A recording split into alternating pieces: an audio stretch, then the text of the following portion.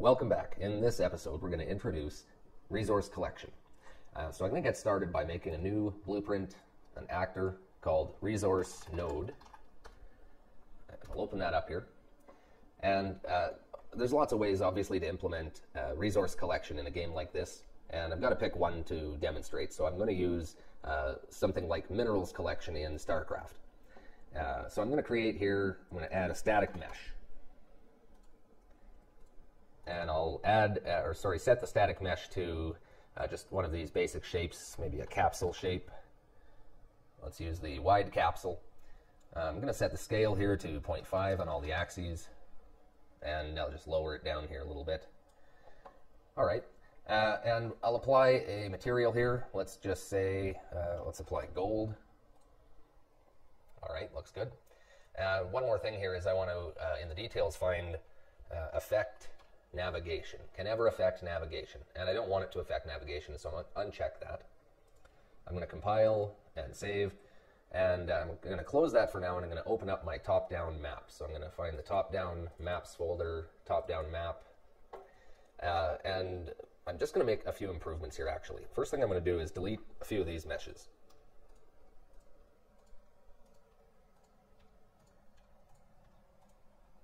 All right.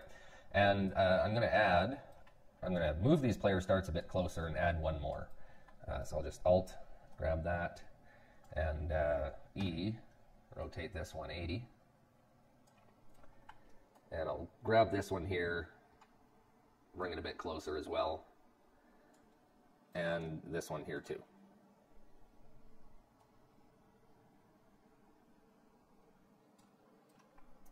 All right. So something like that anyway.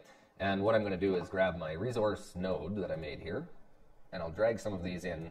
Let's just put a few of these behind each player start. I'll just hold Alt here to duplicate,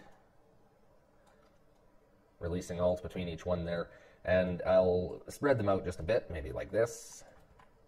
I'm going to grab all 4 of these, and hold Alt to duplicate them over here, and I'll select all 8 of these, and hold Alt to duplicate that over here. Okay, so I'm happy with that for now. What I want to do next is create a resource collection unit. I'm going to make a whole other unit here. So I'll go to my units folder, parent unit class. I'm going to right click, create a child, and I'm going to call that resource truck. We'll open that up, and let's see here. So what I want to do is I'm going to add some static meshes. I'm not going to use the skeletal mesh here. I don't actually have a skeletal mesh. There's just these mannequins in the project. We'll select the root here again. I'm going to add a static mesh. I'm going to call this body, and I'm going to set it to a cube. And I'll scale this down a bit here, 0.2 on all the axes. And I'm going to change the capsule here sizing to, let's see, we've got it at 30 height and 10 radius. I'm going to make it maybe about a 20 radius and probably 20 height. Okay, so I'll move this cube down a bit here. And what I want to do now is add another static mesh. I'm going to have the body here selected, so this will become a child of the body. I'm going to call this one nose. And I'm going to set this to a wedge here. Find this wedge, a wedge shape B, I think, and scaled up to 5 because the parent there was 0.2. That's fine. I'm going to scale this back down to 1, so it'll match the scale of the parent. And I just want to drag this something like this forward. Oops, slow down here, and down like this. So we're just making like a makeshift-looking truck here. Okay. And the next thing that I'm going to do, I'll drag this body back a little bit into the capsule to center it. And I want to add something just extra here for fun. I'm going to put one more static mesh onto the body here.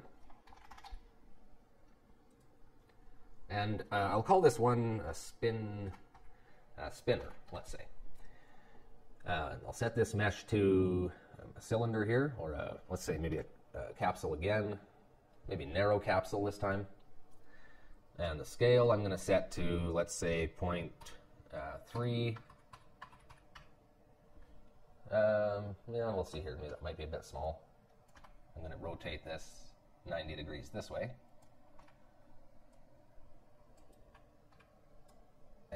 That's a bit smaller than I wanted. Let's say 0.4. All right.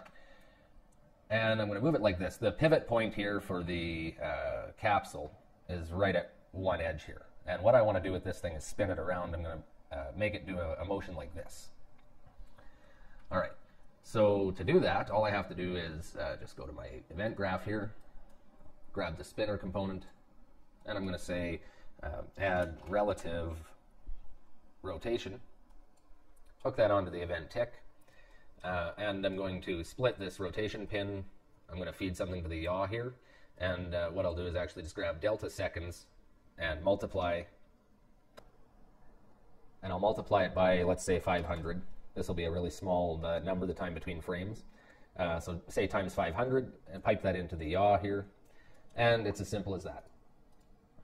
Okay, let's go back to the main menu map here. And I'm also going to open up my player controller. And on the event graph here, I'm going to find that macro here where we made spawn player starting loadout. And what I want to do is, instead of spawning this unit style 1, I'm going to spawn the resource truck. And I'm going to change that for all 3 of these here. So we're going to make 3 trucks here instead of 3 unit style 1 units. All right. And so let's check it out here, what we have so far. This is our unit, and if we run and host, okay, I've got my 3 trucks here.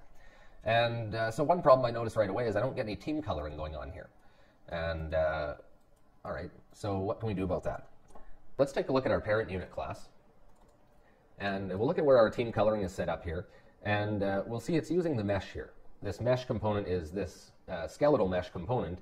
And for the resource collector that we just made, that truck, we didn't use a skeletal mesh. We used a few static meshes. And so let's say you might want to use a static mesh or have other meshes that you're using for a unit. It might not always be this mesh that you want to set the target or the team color for.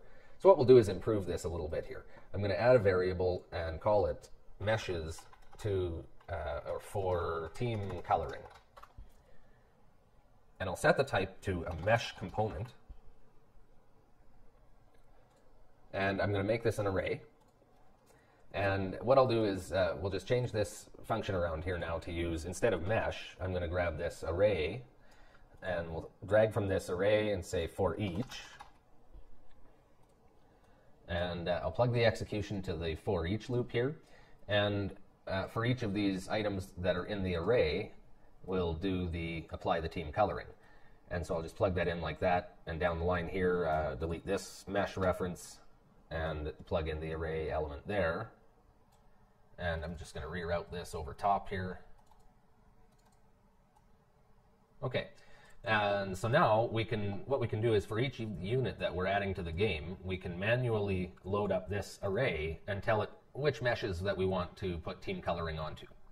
And so that's what I'll do here next. So the first thing I'll do is do that for unit style 1 and 2. What I'll do is open this up. I'm going to go to the construction script, and I'm going to right click here, and I'll say get meshes for team coloring. I'll drag from that and say add, and plug this in here, and we'll just drag in this mesh component. So for unit style 1 and 2, it is the mesh that we want for team coloring. I'm going to grab these 3 nodes, Control C, close this, and open up unit style 2, and go to the construction script again, and Control V. All right, and so now I'm going to go into the resource truck, or new unit here, and I'll go to that construction script, Control V here as well, but instead of the mesh, I'm going to delete that, and we're going to drag in nose. I'm going to leave body alone for now. I'm going to bring in the nose for coloring, and I'll just duplicate this add node here, and drag over the array here, and I'll also add in the spinner. So we'll color the nose and the spinner, and we'll leave the body uncolored. And let's just check it out, make sure everything's working here. Yeah, perfect. Okay, so we've got our team coloring working. The next thing that I want to address here is the way these move. And they're kind of moving really jerky here, or they rotate in a really jerky way. They just immediately point to the way that I'm clicking for them to move towards. And that's not really what I want here, so let's fix that up. I just need to open up the parent unit class here, and I'll select the unit class itself, the root here, and I'm going to find control, and this use controller rotation yaw, I need to uncheck that. That's why it's instantly pointing in the new direction. The controller is facing that new direction when the when the AI wants to move the unit. So what I'll do instead is under the character movement component, I'll find use controller desired rotation, and we'll check that. And this says that it uses the rotation rate as the rate of rotation change. So if I'll look for that here, rotation rate is set to 360, and that's degrees per second. So basically 1 full second to do a full rotation, or say a half second to do a 180, and that's probably fine. Let's check it out here.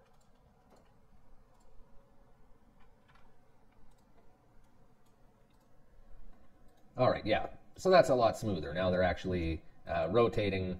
Instead of just pointing at the new direction, they make a little bit of a rotation first. And okay, so I'm going to leave that for now, and we're going to move on to actually mining these mineral nodes here.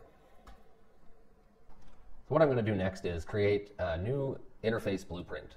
And I want to keep these functions in their own interface for a special reason I'll show you in a minute. I'm going to call this RTS underscore resource underscore interface. I'll open that up. All right, and I want to make a few functions here. I'm going to call this first one set is working.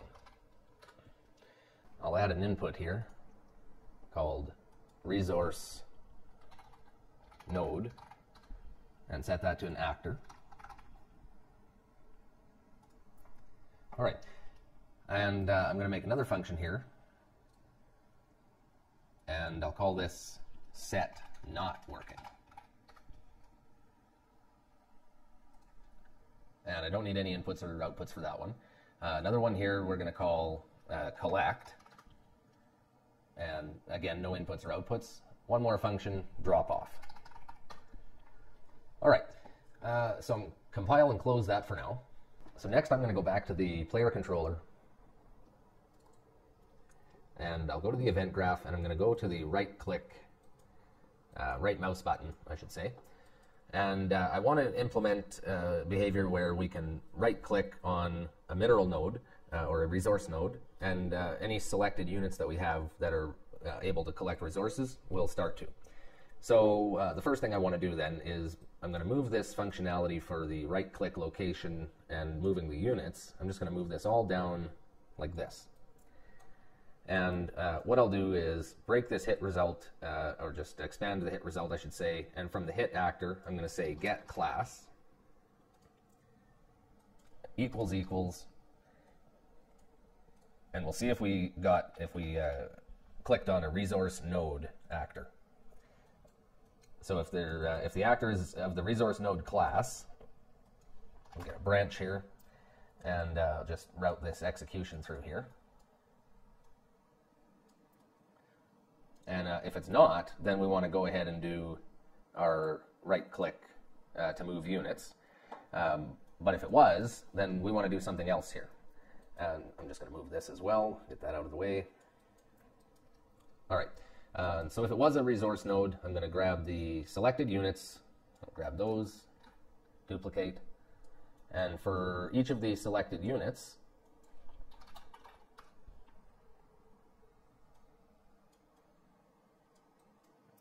we're going to first see if they implement the RTS resource interface. And so we're only going to implement this interface in units that can actually collect the resource. And so you could have a whole bunch of units selected, you right-click a resource node, only the resource collectors are going to do anything.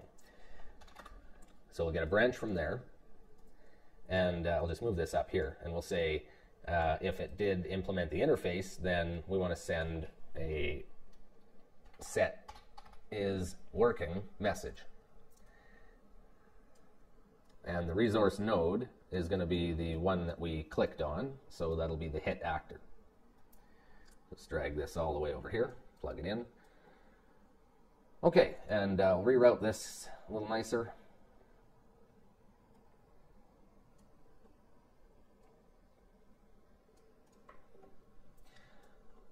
That's the basic setup, but we're not quite done yet. We can't just leave it plugged in like this. We actually need to route this request through the server to make sure that the server is going to do the following commands after when we call this is working, when we respond to the event.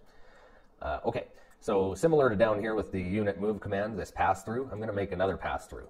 I'll just say custom event server. I'll just call this server pass through set is working. And we're going to indicate, let's see, I'm going to set this to run on server, and I'll set an input here for unit, set to actor, and then another input here for the resource node.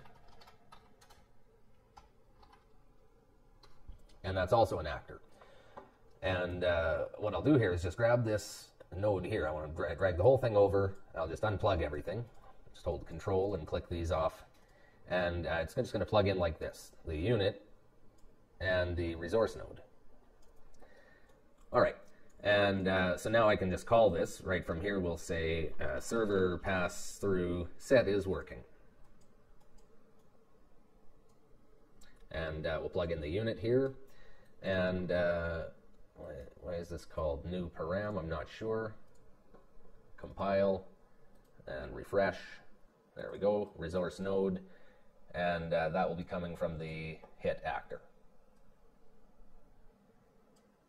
Okay, so now instead of setting it directly, we're passing this through the server, and the server is going to call set is working. I'm going to go back to my resource truck blueprint, and I'll go to the event graph, and first I'm going to go to class settings actually, and I'll add an interface, the RTS resource interface. And compile that, and now on the event graph here I'll right click and say event set is working. All right, and okay, and so I'm also going to make another event here, event set not working. And I'll get started on the is working side here. The first thing that I want to do is make a new variable called is working question mark. And we'll drag that out here and set that to true. And we're going to make another variable here called resource node. I'm going to set that to an actor. And I'm going to drag that out here and set that from the incoming resource node here. And we'll just route that down here. Okay. And so the next thing that I'm going to do here is we want to find the nearest building that we're going to be returning stuff to. So what I want to do is make a new variable called Dropoff Building. And I'll set this one to a parent building class. And so what I'll do here is say get all actors of class. And we will find all of the parent building class. So you can narrow this down if you want. You don't have to look for all the buildings if if it's a specific kind of building that you're going to have to drop off to. You can just look for that. I'm going to find all the buildings, and for each, the first thing that I want to do is check if it's my building.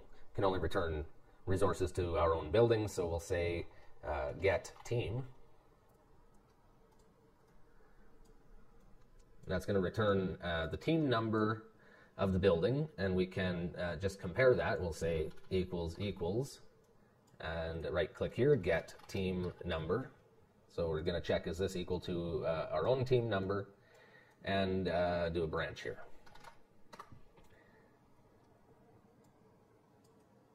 All right. And if it is equal to our own team number, then we want to get the distance.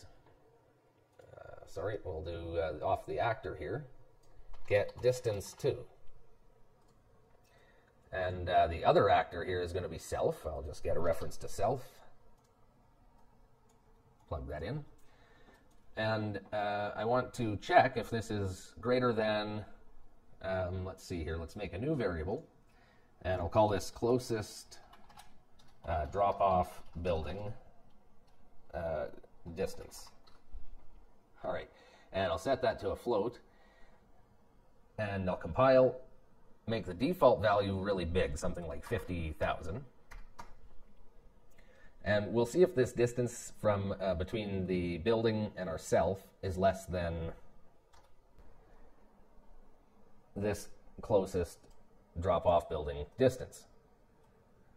And so we'll do another branch here. All right, and if the building is closer than 50,000, or than whatever the next closest building we've loaded up in this value is, then we will set our drop-off building, and it'll be this array element. So I'll just route this around here.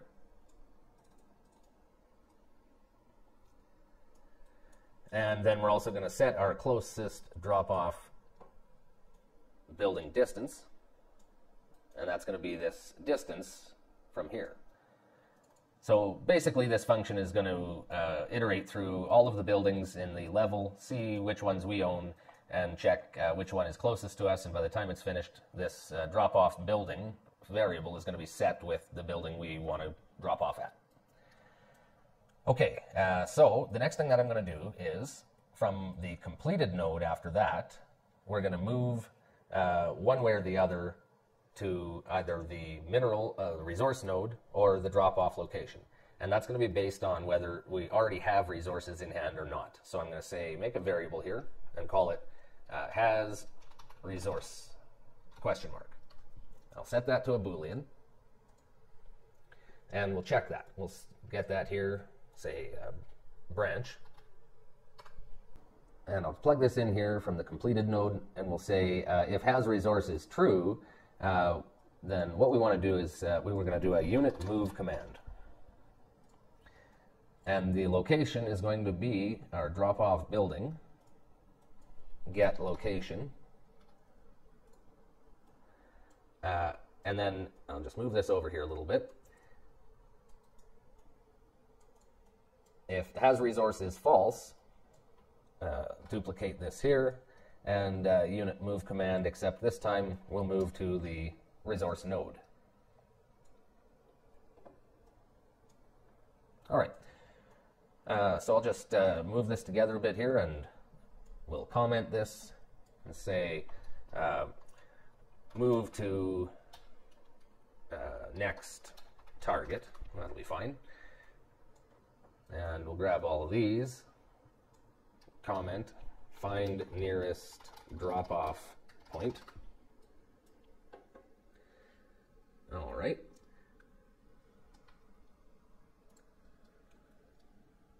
And that's pretty much it for that function. So I'm just going to move this out of the way here. And the next thing that I'm going to do here is implement some overlap events. So this is going to get our unit moving toward the resource node with the unit move command. And so we want to do something when we get there. And so what I'm going to do is first open the viewport here and go to the root here, the capsule component, and I want to add a box collision. I'm going to call this resource overlapper. And I'm just going to size it down here, let's say 0.2 on all the axes, and move it out here in front of the truck, just right in front of the nose here. All right. So that's going to increase our overlap footprint, so we can pull up to a resource node or a drop-off building and cause an overlap event there. And so next thing I want to do is open the resource node blueprint. And I'm going to say on begin overlap here, we're going to grab the other actor pin and say collect. So I'm going to send the collect message through the resource, the RTS interface, RTS resource interface. And I'll actually go to class settings here and implement that interface. All right. And I actually only want to do this if has authority. So the server's doing this, not the client. And collect is the message that we'll send, and we'll deal with that in our in the resource collection unit, depending what collect might mean for that specific unit. We'll go back to resource truck here, go to the event graph, and I'll just find a new area here. I'll go up here, event collect. All right. So what I'm going to do here is first grab is working, say branch. So we don't want to do anything if this isn't a working unit. If we're just happen to be moving past a building or a node, the overlap doesn't do anything. So then also I want to check has resource. Say we are working, we somehow overlap, we get the event, and we have the resource already though. Then what we would do is just do a unit move command, and we would want to move toward our drop-off building. So I'll grab the drop-off building, get location, plug that in there. All right, but if we are working and we don't have a resource, then we want to start collecting it. So we want to actually say we want the unit to stop moving. So I'm going to send a unit move command. And for the location, I just want to plug in the location we already are at. So I'm going to say get actor location. And we'll send that to our move command, and that's essentially the same as a stop command. I could implement a separate stop function, but this is fine for now. So we'll just do this here. We'll say already has resource head to drop off. Okay. Stop movement, and then I'm going to set a timer by event here, and let's see, for this I'm going to set the time to maybe 4 seconds. Drag this event node here, say custom event, and this will be resource collected. So I'm setting up here that it's going to take 4 seconds to actually collect up the resource once you're at the resource node. Okay, I want to promote this to a variable, this timer, and call it the resource collect timer. And then what we'll do here is once the resource collected node fires, I'll grab this timer and say clear and invalidate timer, plug that in there, and then we're going to say has resource will set to true, and unit move command and head to the drop-off building. Get location and plug that in here. All right. So this is essentially going to take 4 seconds to happen, and then the unit will be considered to have the resource and will be sent back to the drop-off building. So we'll implement a few more things here to make this more visually apparent that the unit has the resource. But for now, I just want to see if it's working to get the unit moving. So let's try it out and see where we're at.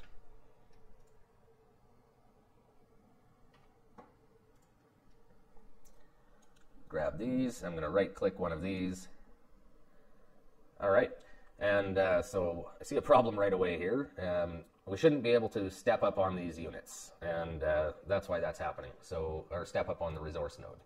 Just going to open that up here. Static mesh can step. Character can step up on. No. All right. Other than that, it did look like it was working. I'm just going to try again here. Okay, so the trucks pull up, and then they pull away. All right, not too bad. Okay, so next thing we want to do here is I'm going to open up the parent building class. And I want to add an overlap event for this as well. I'm going to say begin overlap. And similar to the other event there, we're going to say has authority. And from the other actor node here, I'm going to say drop off.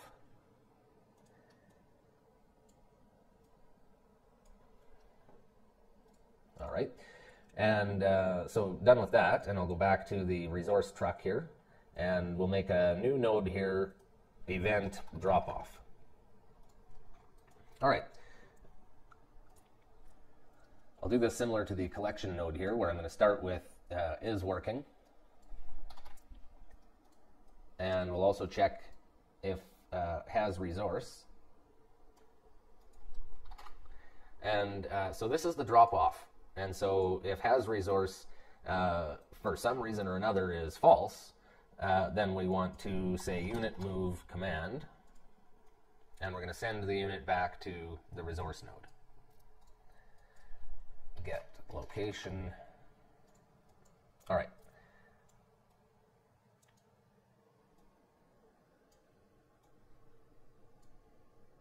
We'll just clean this up here a bit, and I'll say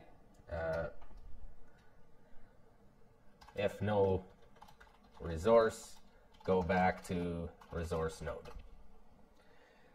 All right. And if we do have the resource, then what we'll do here is I'm going to skip the part where we increment our resource amount for now in one variable or another. And we'll just say that now has resource is false. And then head back to the resource node. Unit move command, resource node, oops, get the resource node, get location. All right. And so that's going to be the return function here. And so one more thing I'm going to do here is just set up the not working event. That'll be pretty simple here. We're just going to say is working is false, and also clear this timer.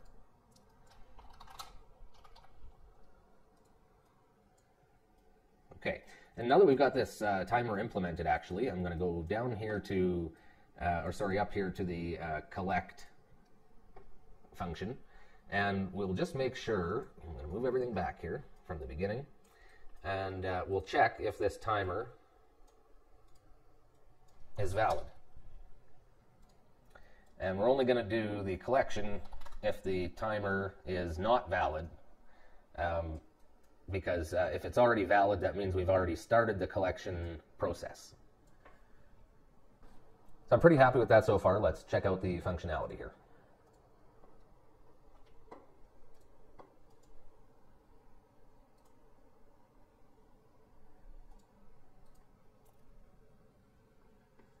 All right. So it seems to be working here pretty well. We're essentially sitting at the node for the 4-second period and then returning with our resource. Okay. Do one more thing here. I'm going to tab over and join with a client window here. And just make sure it's working in the for a client as well. Put this guy over here. Okay, so everything is working well so far. Time to add in some extra details here. And what I want to do here is go to the resource truck, and I'm going to add a particle system.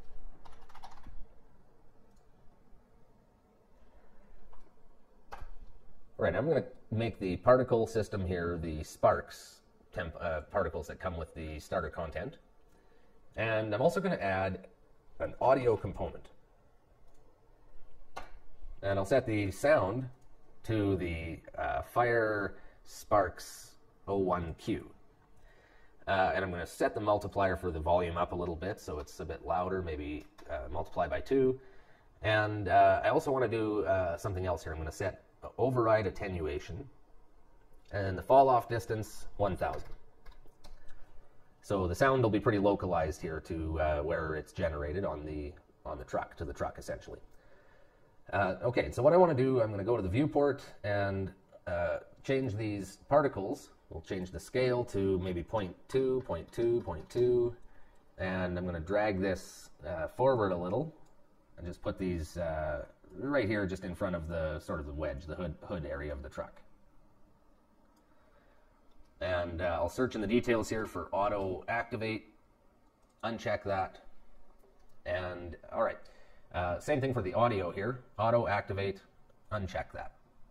Compile, and I'm going to go to the event graph, and what we'll do here is say, let's start with when we start collecting here, we'll stop movement, and then I'll move this stuff over, and I want to call a multicast.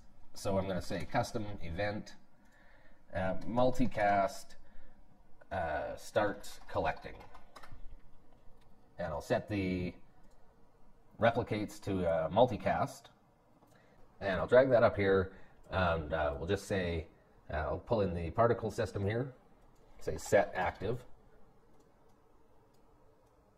and true, and then I'll grab the audio here and drag from that, and I'll say play, and plug that in. And now what I'm going to do here is just drag from here and say multicast start collecting. All right, and I'll just comment this here, multicast start collecting. So that's going to set the particle system active and play the audio, and it's going to do it for all of the clients that are connected. Okay, and so the next thing we want to do here is, after we've picked up the resource, we want to stop these same effects. So we're going to do another multicast here. I'll just go custom event multicast done collecting, and I'll set that to multicast, and I'll grab the particle system here, set active,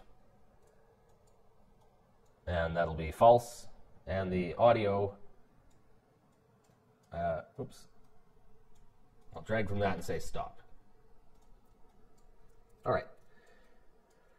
And so now I just need to call multicast done collecting. And I'll just comment these, multicast done collecting. All right. So next thing we'll do here, I'm actually going to do one more thing here. I'm going to change the material for the body. We'll just say set material. And I'm going to change the material to gold. So when we've collected the resource, the body material will change, and it looks like the truck's carrying a bunch of gold. All right. Now, when we do a drop-off, what we'll want to do is just say, after we set as resource to false, we'll do another multicast here, custom event, multicast, resource dropped off. And I'll set that to a multicast event. And here is where I'm going to change the body material back. We'll say set material, and I'll change it back to the basic wall. Okay, and so now I just need to call that here, multicast dropped off, perfect. And I'll comment these, multicast resource dropped off. All right, we'll do one more thing here. When we call not working, we'll do one more multicast, custom event. Multicast, let's see, we'll say not working. That's fine. And here we're just going to say we want to turn off the particles. So set active to false, and turn off the audio. Stop. And I'll drag that over here, and we'll call that multicast not working, and then I'll comment these all together here. Okay, perfect. So, and not working, what we want to do with this, we haven't set up anywhere where we actually call this, and that's what we're going to do now. I'm going to go to the player controller, and let's see here. The first thing that I'll do here is I'll take these nodes here from get HUD, grab selected units, and onward, these ones, and I'll just collapse to a macro and call it handle right click resource node. I'll grab right here after we say server unit move command, I want to see if the unit implements the resource interface. I'll drag this up here. We'll say does implement RTS resource interface. And so if it does, we want to send that stop working message. And this is basically so if we grab units that are collecting resources and we right-click them to move somewhere else, manually issue a move command, then they are no longer working. We stop them from the working cycle. Okay, so we'll check this, does implement interface, and if it's true, we want to say not working, but we need to pass it through the server again. So custom event, server pass through, set not working.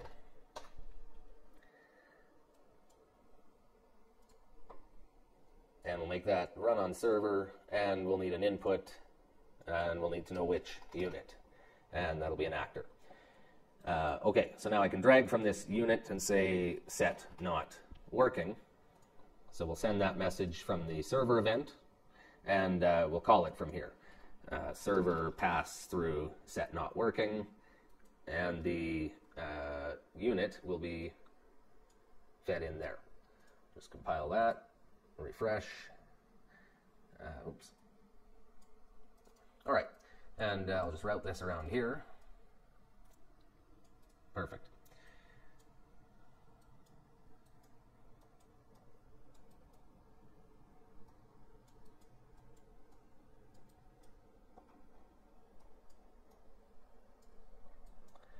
Okay, and I'm just going to actually grab all of these nodes here and right-click and collapse to macro and call this one handle right-click to move units. And we'll put that up here. And I'll snug all these up here. All right, so we've cleaned up our right mouse button event quite a bit here. And we should be pretty well ready to test this out here. We're going to test the sparks and the sound functionality. So I'll just press play here. Host. And let's try it out.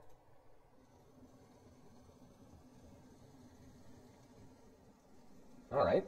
And yeah, and they're also turning gold here, just very briefly once they've got the resource on board before returning it. Let's just join as a client here. Test this out. All right, looks pretty good. And I'm also just going to scroll over here and find the opponent, or I guess they'll be up here. All right. And yeah, we can hear them and see them properly collecting the resources. All right, so we're pretty much done here. We're almost done. We're just going to create a quick widget here and a variable to track the number of resources that we've collected. So what I'll do here next is go to the. What I'm going to do is open the selected units area. I'm going to rename this. So at the time we made this, that was the context for that video. But now I'm going to use this as a more general UI. I'm going to name this the main UI underscore widget. Okay, let's open that up. And I'll zoom in here and we'll add a text. And I'm just going to drag that near the top here and put in the text here, resource amount, colon. Okay, and then I'll just add another text here, drop it right beside there. And I'll set this to a 0 and set it to is variable and set it to resource amount text, let's say. And I'll come back to that just 1 minute here. I'm going to go to the player controller and let's make a variable in here called resource amount. And I'll make that an integer and I'll make it replicated. So the server will set this amount when we drop off resources, but we want the client to be able to see this so we can set the number here. And for now, I'm just going to set up a bind. You could make this event-based, but let's just bind this text. And we'll bind it to, what I want to do is get player controller, and and I'll need to make an interface function here to return how much resources I have. So I'm going to go put that in the regular RTS interface, not the resource interface, but the original one. And I'll add a function here called get resource amount, and one output,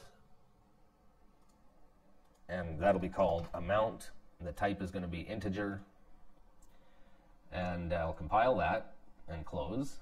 And in the player controller, we'll go to interfaces here, get resource amount, and I'll plug in resource amount here.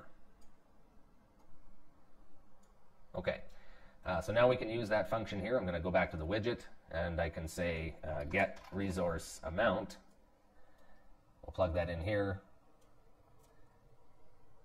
and convert the integer to a text and plug that in like that. All right, so that covers the widget here. I'll close that. And now we just need to increment that resource amount here in the player controller. So what we want to do here is make one more event in the interface here. I'm going to open up the RTS interface again, add a function called increment resource amount. And one input here will say the amount. And this will be how much to increment it by. An integer will be the type. Compile and save. And in the player controller, we'll find the new spot here on the graph. I'll just come right to the top here. Right click and say event increment resource amount, and we'll set our resource amount, and we'll be setting it to the incoming amount plus the existing resource amount, just like that. Okay, increment resource amount. Okay, now we just have to call that on drop-off here. So in the resource truck, find our drop-off node here, and we'll just do that increment, say, right here. Get player controller, increment resource amount, and I'll just plug in, let's say, 10. So we're returning with 10 gold each trip. Okay, I'll plug this in properly here. All right, so let's check it out.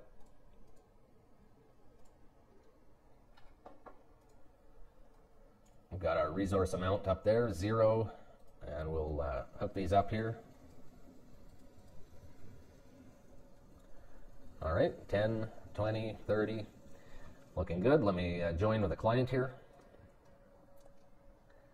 The client has 0 gold, of course. We'll try this out. And that's not working. Okay, let me look at why here. Okay, resource truck, increment resource amount. Right. So the get player controller node here is taking player index, and it's just doing player 0. So it was going to just give all those resources to the first player. What we actually need to do here is, I'll just back up everything here, and we want to plug our team number in here. That'll be the same as our player controller index number. And so that'll give the resources to the right team. And so let's try it out here.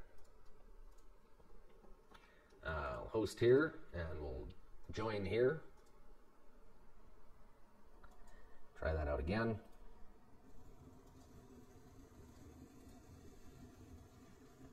Perfect. 10, 20, 30. We'll just check over here.